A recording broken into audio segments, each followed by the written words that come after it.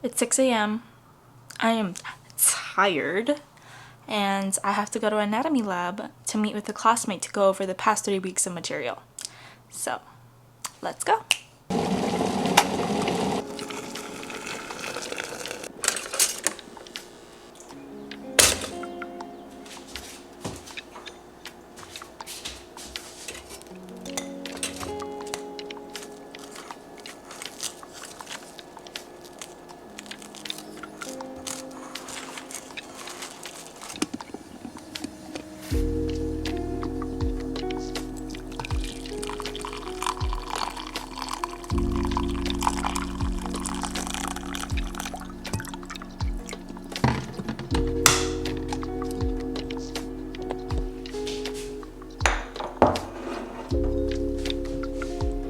Outfit of the day.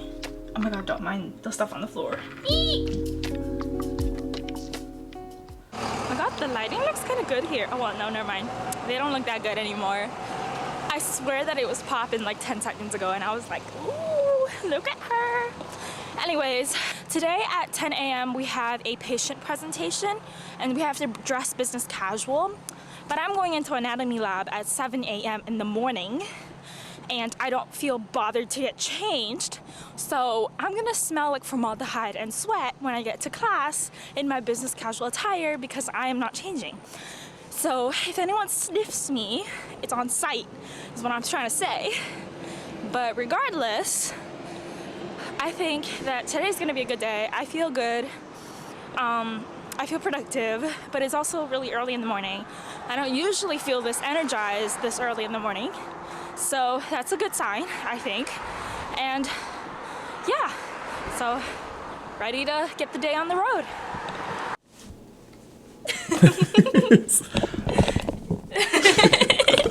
Just came out of anatomy lab feeling very accomplished, learned a lot today, and now we're gonna head into lecture.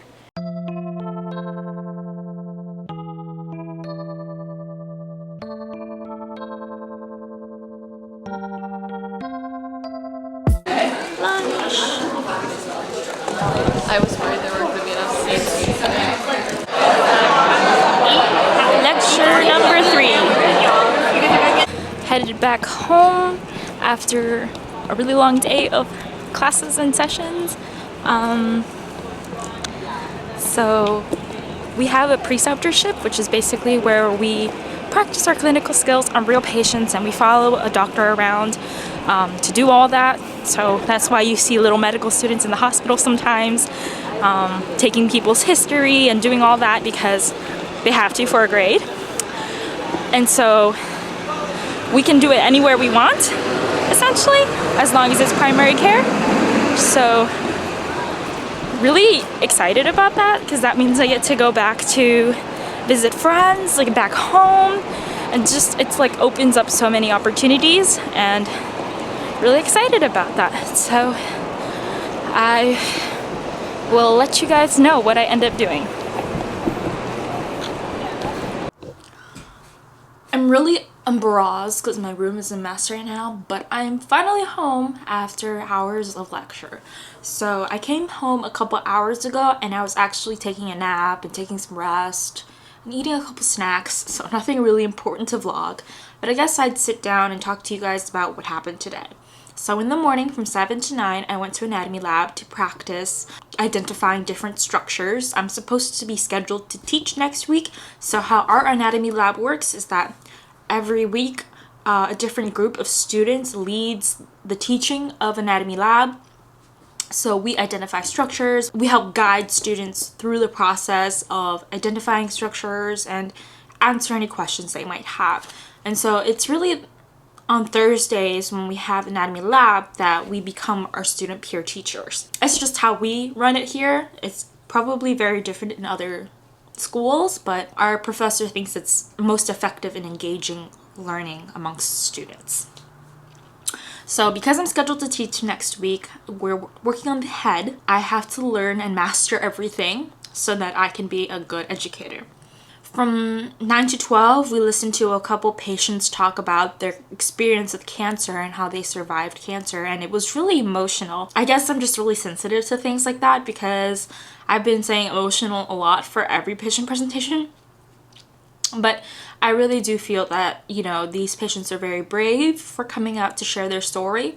So really appreciate that and really connected with them and their vulnerability. So from 12 to 1, we had our pediatric interest group meeting where they presented a case and we had free lunch. What interest groups are in medical school is they're basically like student organizations, student-run organizations that are catered towards a specific specialty. So if you're interested in surgery, for example, you might want to join a surgical interest group to kind of learn more about the specialty, to get more exposure to the different things that you'd be seeing in surgery, to help you make that decision in 3rd and 4th year as a medical student about what specialty you want to start focusing on when you apply to residency. So those are what interest groups are. And pediatrics is something I'm very interested in. So I really wanted to go and learn more about pediatrics and see what the field is like from a provider perspective, because I've only seen it as a volunteer or as a teacher, not really as a doctor. So that was really interesting. The case itself was about a child who came in feeling a little sick, and you know what we can do as doctors to diagnose and treat the issues based on the symptoms. And it just turned out that that specific case, the patient was just not being fed enough. The baby was a newborn baby, about 3 weeks old. And so feeding is super important when it comes to the health of the baby, and especially at that age where growth and development are really reliant on nutrition.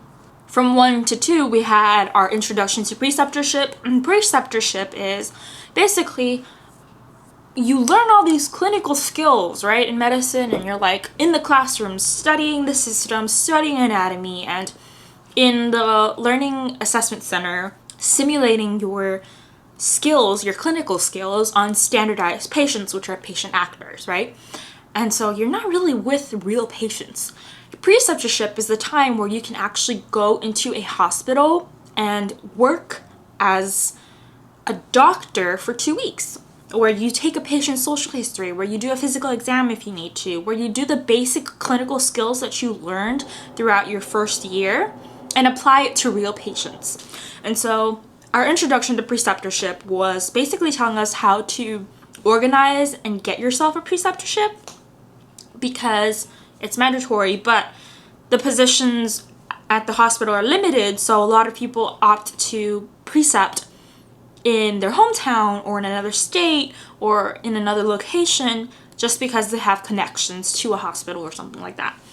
And so I'm really excited about that opportunity because that gives me the chance to fly back to Baltimore if I wanted to, fly to California to see a friend if I wanted to, or go back home and spend some quality time with family if I wanted to. So that is really exciting, but also a lot to think about, especially because this is your first exposure to real patients. So you want to be able to find a good mentor, find someone who has good skills that can provide you with the learning opportunities that you need.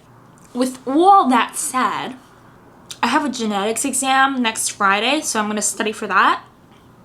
And we'll see what we'll do for the rest of the day. Oh, I have to eat too. When am I going to do that?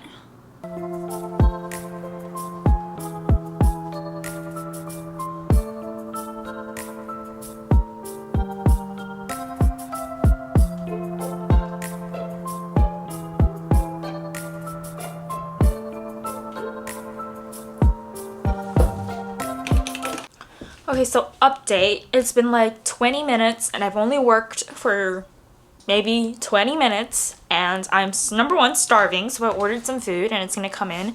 Usually don't order food, but 2 times out of the week or once out of the week I try to treat myself to something because your girl deserves it.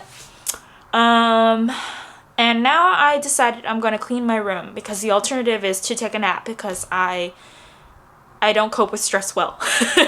So I'm going to clean my room because it needs to be cleaned and I haven't done laundry in a hot minute. So Here we go.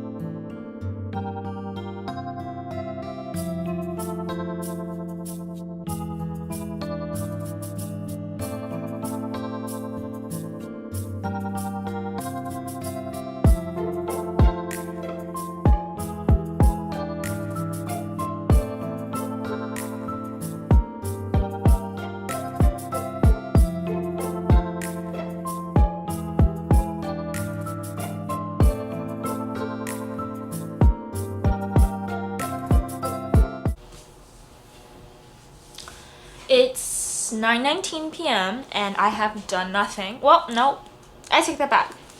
I have showered. I have cleaned my room. I have napped. I got through a full day of classes and I went to anatomy lab at 7 a.m. So despite not getting any studying done, which I did not do, I'll be honest, I didn't do any studying so far, I still feel very productive and I still felt like I did things. So productivity can manifest in many ways. It doesn't have to be just studying. I'm very tired and I don't know if I can actually do anything today. I might just lay in my bed and do some Anki, but essentially I think I'm gonna wrap up the vlog here.